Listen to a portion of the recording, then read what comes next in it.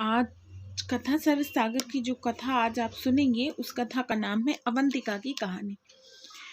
इसके बाद योगेंद्रराय और दूसरे मंत्री बासुदत्ता और उदयन को साथ लेकर लावणक पहुंचे।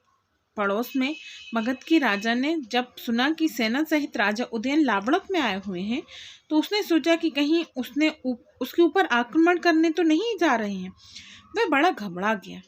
उसने अपना दूत उदयन के पास भेजा। योगेंद्रराय ने मगधराज के दूत का स्वागत किया और सादर लौटा दिया। उदयन वहां रोज शिकार खेलने जाया करता था।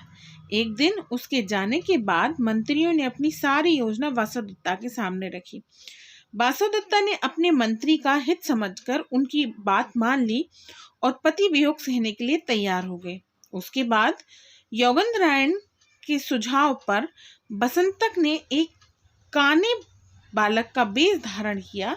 वासुदत्ता अवंतिका नाम की एक ब्राह्मणी बनी और स्वयं योगेंद्रराय ने एक बुढ़े ब्राह्मण का रूप बनाया। फिर सबको साथ लेकर मगध की ओर चले गए। इधर रुकमान ने खाली महल में आग लगवा दी। बसंतक के साथ वासुदत्ता के जलकर मर जाने की खबर फैला दी। उधर योगेंद्रराय सबको साथ लेकर राजकुमारी पद्मावती के बगीचे में पहुंचा। पद्मावती ने उसे बूढ़ा ब्राह्मण समझकर उसके पास बुलाया और पूछा, तुम्हारे साथ कौन कौन है? योगेंद्रराय ने पद्मावती से कहा, इसमें एक मेरा लड़का है, एक मेरी लड़की है। मेरी लड़की का पति दुराचारी है, वह इसे छोड़कर कहीं बाहर चला गया है। मैं उसकी खोज में बाहर जा रहा हूँ। आप मेरी लड़की और मेरे लड़के को आश्रय देने की कृपा करें। पद्मावती ने यह बात मान ली। तब योगेंद्रराय लौट आया। पद्मावती अवंतिका को बड़े प्यार और स्नेह से रखने लगी। वह अवंतिका के रूप और गठन को देखकर सोचती थी कि यह तो अलौकिक सुंदरी है। जिस तरह द्रौपदी ने राजा विराट के यहाँ अपने दिन काटे थे, उसी तरह यह मेरे यहाँ दिन काट रही है। एक बार अवंतिका ने कभी ना सूखने वाली तिलक और कभी ना मुरझाने वाली माला बनाकर पद्मावती को भेंट की। इन दोनों अद्भुत चीजों को देखकर पद्मावती की माँ ने पद्मावती से पूछा, इनका बनाने वाला कौन है? पद्मावती ने बताया कि उसके पास अवंतिका नाम की एक ब्राह्मणी रहती है, उसने ही यह चीजें बनाई हैं। पद्मावती की माँ ने कहा, ऐसी कला जानने वाली कोई साधारण स्त्री नहीं हो सकती, अवश्य ही कोई देवी है। कभी कभी देवी देवता भी भले आदमियों की परीक्षा लेने के लिए अपना रूप बदलकर आ जाया करते हैं। इस विषय में पद्मावती की माँ ने यह कथा सुनाई। प्राचीन समय में कुंती भोज नाम का एक राजा रहता था। एक बार दुर्वासा ऋषि परीक्षा लेने के लिए उनके घर आए। कुंती भोज ने अपनी कन्या कुंती को ऋषि की सेवा करने के लिए आज्ञा दी। कुंती उसकी सेवा करने लगी। एक दिन दुर्वासा ने कुंती से कहा, मैं नहाने जा रहा हूं, जब तक तुम खीर बनाकर तैयार करो। कुंती ने ऐसा ही किया।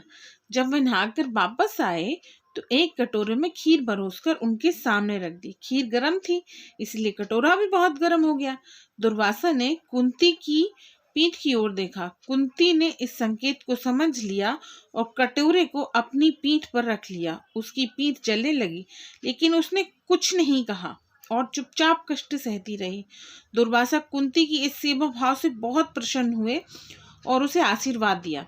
इस तरह दुर्वासा ने कुंती की परीक्षा ली थी। इसीलिए हे पद्मावती, तू भी इस ब्राह्मणी की खूब सेवा करना। पद्मावती अपनी माँ की आज्ञा मानकर अवंतिका की खूब सेवा करने लगी। इस तरह अवंतिका के भेष में वासुदत्ता सुख से रहने लगी।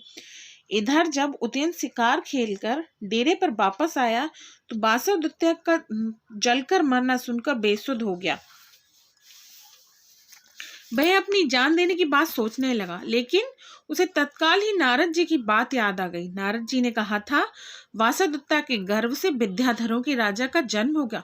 उसने यह भी देखा कि गोपालक और योगेंद्रराय को विशेष दुख नहीं है। यह तो दुविधा में पड़ गया। धीरज रखकर सोचने लगा, शायद वासुदत्ता जीवित ही हो। उधर गोपालक ने अपने पिता चंड महाजन के पास सारा रहस्य कहलवा भेजा। इस तरह चंड महासेन की चिंता दूर हो गई।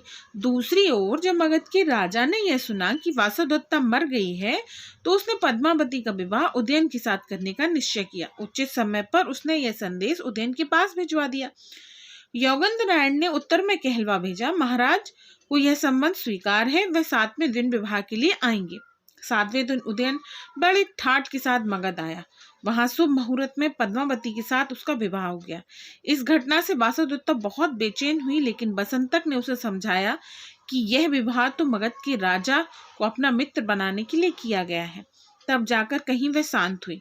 उसके बाद मगध के राजा और उदयन के बीच मित्रता की संधि होना कठिन काम नहीं था। यह काम पूरा हो जाने के बाद योगेंद्रनारायण शीघ्र ही उदयन के साथ पद्मावती को विदा कर देने के लिए मगध नरेश से कहा। उसे डर था कि कहीं उदयन की दृष्टि वासुदत्ता पर ना पड़ जाए और इस प्रकार बना बनाया खेल बिगड़ जाए। लेकिन जब उदयन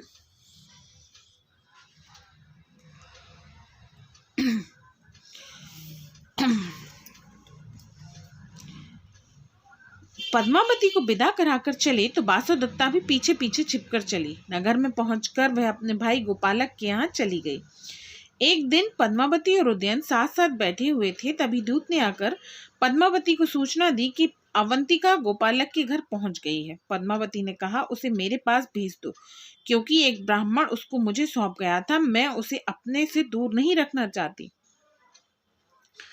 पद्मावती की आज्ञा पाकर जब दूत चले गए तब उदयन ने पूछा, यह ना मुरझाने वाली फूलों की माला और कभी न सूखने वाला तिलक किसने दिया बनाकर तुम्हें? पद्मावती ने सारी कहानी से कह सुनाई। कहा, यह वही अवंतिका है जिसने ये चीजें तैयार की हैं। वह इस समय गोपालक के घर में है।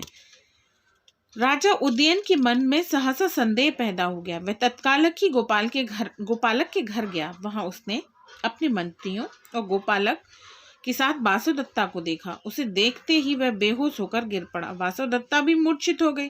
फिर वे रोने लगे। तब तक पद्मावती भी आ पहुंची। वह भी रोने लगी। अब तो योगेंद्रनारायण ने सारा भेद खोल दिया और कहा, यह सब मैंने किया है, इसमें वासुदत्ता का कोई दोष नहीं है। मगधराज की मित्रता पा जाने पर आप शीघ्र ही चक्रवर्ती सम्राट बन जाएं। पद्मावती ने भी वासुदत्ता के पवित्र होने की साक्षी दी और कहा, वासुदत्ता की पवित्रता को कोई प्रमाणित करने की जरूरत नहीं है। मैं आग में प्रवेश कर सकती हूँ। वासुदत्ता भी अग्नि परीक्षा देने के लिए तैयार हो गई। तब योगेंद्रनारायण ने हाथ में जल लेकर कहा, यदि वासुदत्ता पवित्र है और यदि मैं राजा का हितैषी हूँ तो देवतागण इस बात की घोषणा करें, नहीं तो मैं अपने प्राणों को त्याग दूंगा। तभी आकाशवाणी हुई, हे उदयन, यह तुम्हारा सौभाग्य है कि तुम्हें योगेंद्रनारायण जैसा मंत्री प्राप्त हुआ। वासुदत्ता देवी है और निर्दोष है। यह आकाशवाणी सुनकर उदयन और गोपालक ने योगेंद्रनारायण की बहुत प्रशंसा की। इस तरह उदयन सारी पृथ्वी का सम्राट बन गया। वह प्रसन्नता पूर्वक वासुदत्ता और पद्मावती के साथ सुख और आनंद के दिन बिताने लगा। Okay, bye.